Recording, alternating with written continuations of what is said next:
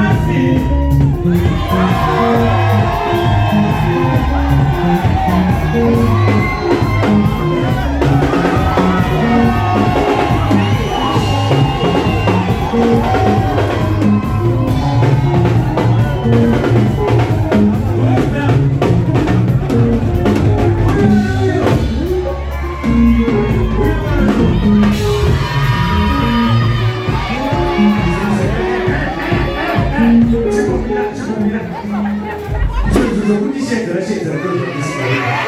Wamani shedera chi. Kona tazabamezvemba. Ade batanye papo. Koma tanye papo. Ade papo. Tanya bana papo. Tanya bana mai. Tanya bana mai. Tanya bana. Ade tuone.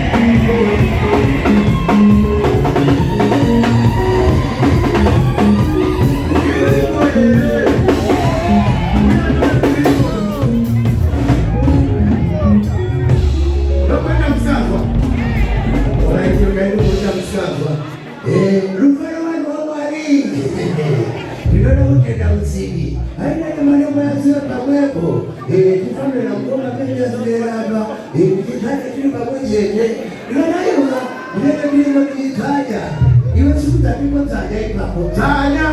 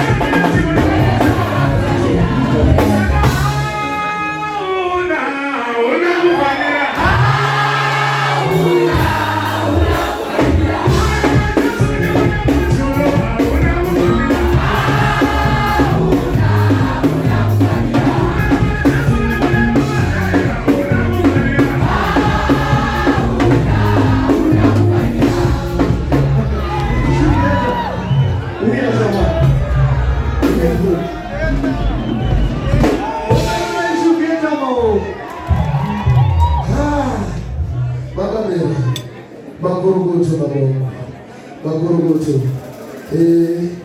Mazana ndakazoblesswa ndababa. Ndakuti baba pendwa. Saka tibofana Jesu anditi.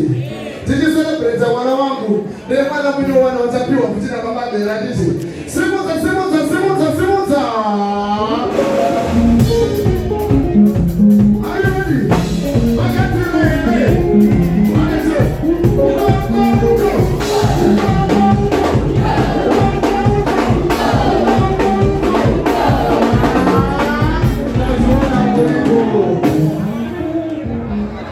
She goes out to the people's face. What is it?